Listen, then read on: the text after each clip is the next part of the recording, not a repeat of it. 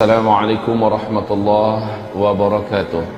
Ibarallah, pembahasan kita pada kajian di majlis ilmu ini, yakni pembahasan yang memang jarang disinggung-singgung, dibahas dan dibedah oleh para ulama di muka bumi, yaitu tentang Ya'juj dan Ma'juj. Lalu apa yang akan kita lakukan terhadapnya?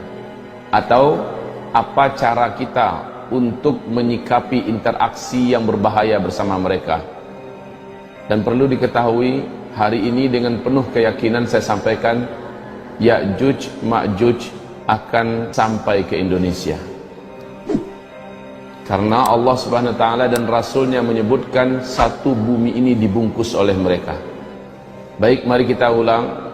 Kita mulai pembahasan tentang Ya'juj dan Ma'juj ini dengan membuka Al-Quran. Bismillahirrahmanirrahim. Kita mulai dengan surat Al-Kahfi ayat 92 sampai 99. Sebelum kita baca ayat ini, baik kita tumbuhkan pertanyaan, kenapa melindungi diri dari Dajjal dengan surat Al-Kahfi? Yang kedua, kenapa Allah letakkan kisah Ya'juj dan Ma'juj di dalam surat Al-Kahfi? Jawabannya adalah satu, Dajjal memiliki kemampuan untuk mengkafirkan manusia dengan segala kekuatannya. Sementara kisah Al-Kahfi adalah berlindungnya para pemuda-pemuda beriman dari pemaksaan kekafiran yang saat itu ditekankan oleh penguasa zalim yang kafir. Siapapun yang tidak mau kafir akan dihabisi di tangannya dan bala tentaranya. Maka para pemuda Kahfi melindungi diri mereka masuk ke dalam gua yang mereka digelar dengan Ashabul Kahfi. Dajjal nanti memaksa orang dengan segala macam trik, dengan kekuatan, dengan harta, dengan dunia, termasuk ancaman pembunuhan dan penyiksaan jika tidak mau bergabung dengannya, jika tidak mau menuhankannya. Surat Al-Kahfi menjadikan orang-orang yang hafal ayat ini, hafal surat ini, dan mengetahui makna dan segala kandungan isinya terjaga daripada Dajjal. Ini yang pertama, tentang Dajjal. Yang kedua, tentang Ya'juj dan Ma'juj. Allah ceritakan di sini, larinya pemuda Kahfi ke dalam gua dalam rangka selamat dari ancaman kematian yang sudah diumumkan oleh penguasa zalim yang kafir pada masa itu. Di akhir zaman, Allah perintahkan seluruh orang yang beriman agar selamat dari ancaman kematian, teror kematian oleh Ya'juj dan Ma'juj, agar lari. Dan pemimpin yang membawa mereka lari untuk selamat dari Ya'juj dan Ma'juj adalah Isa alaihi salam serta Al-Mahdi. Kaum muslimin yang kami muliakan, sama-sama lari tetapi beda. Kalau dari Ya'juj dan Ma'juj hanya menyelamatkan diri dari pembantaian.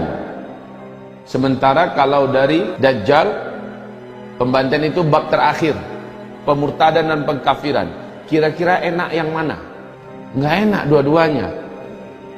Tetapi kalau terpaksa harus memilih, kita lebih baik dibantai oleh Ya'juj dan Ma'juj, sementara kita tetap mukmin. Karena Ya'juj nggak peduli mau muslim kita, mau mukmin kita atau tidak, yang pokoknya siapapun manusia selain mereka wajib habis. Ini sebenarnya cita-cita Yahudi, Pak. Yahudi ingin habiskan seluruh manusia selain kelompok mereka. Tapi Yahudi masih agak sedikit punya cara. Kalau Ya'juj Ma'juj nggak ada cerita, brutal. Memang main tebas, main pancung, main cincang, main gantung, main bakar.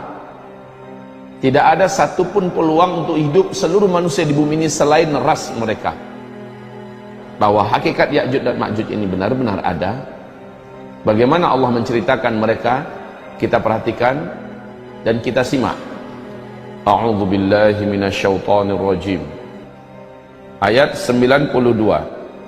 Sebenarnya kisah mereka itu dimulai dari ayat 90 ya, kisah mereka yakni tentang Zulkarnain. Tapi penekanan kita ambil dari ayat 92. A'udzu billahi minasyaitonir rajim. Bismillahirrahmanirrahim. Hatta idza balagha bainas saddain wajada min dunihima qauma la yakaduna yafqahuna qawla. Dia ini adalah Zulkarnain.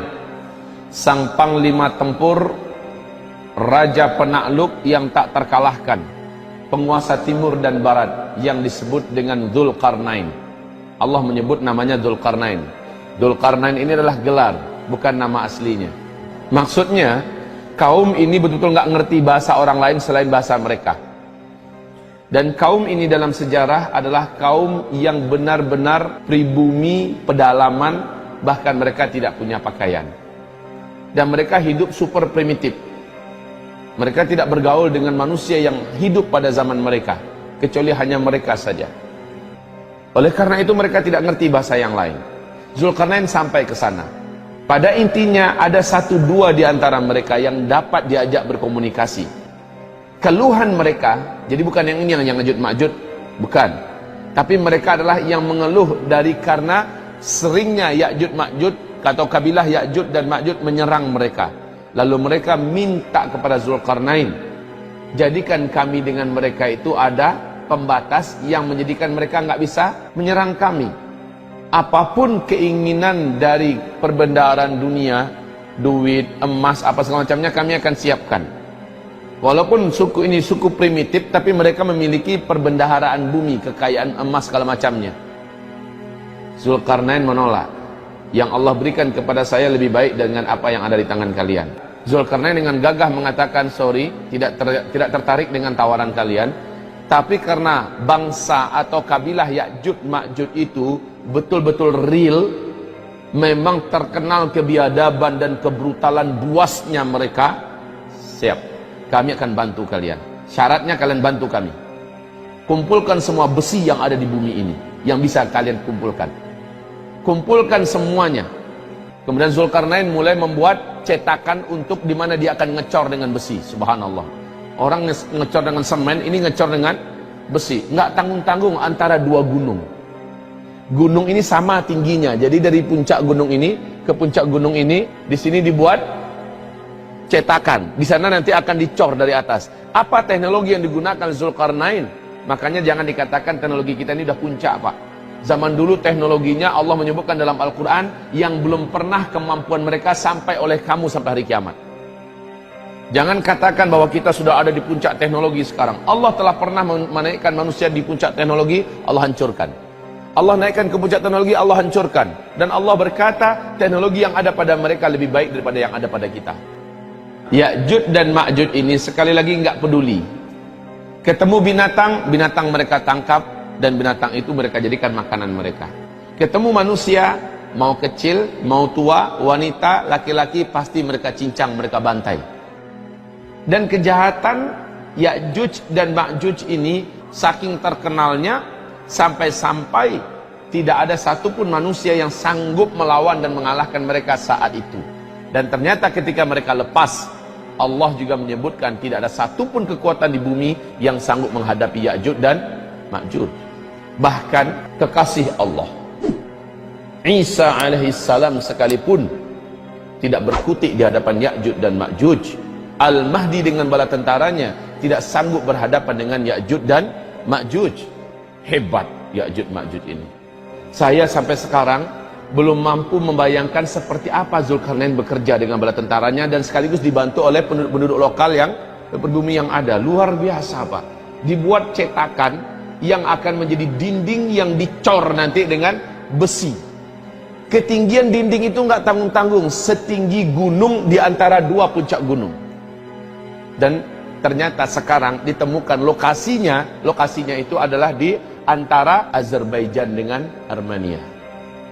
Penduduk setempat ketika Ibnu Battutah melakukan perjalanan ke sana selama beberapa bulan, ditemukan lokasinya, penduduk sekitar mengatakan kami tidak mampu mendekati tempat itu. Kenapa? Setiap kali kami berusaha mendekati tempat itu, seluruh bulu roma kami berdiri. Kadang-kadang, kata penduduk tempatan, kami melihat ada manusia-manusia kecil sampai di atas, di bagian yang paling rata itu, Pak, ada sampai orang-orang kecil.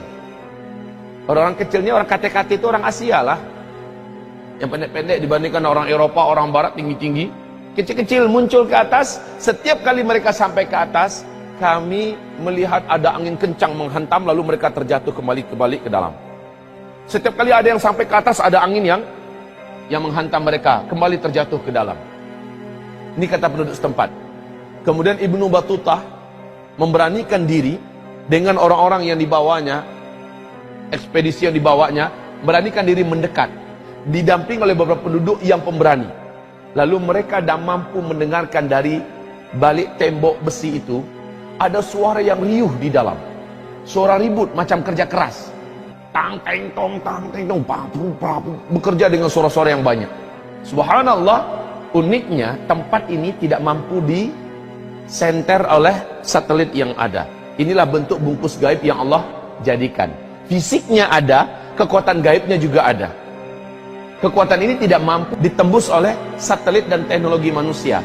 Persis dengan segitiga Bermuda.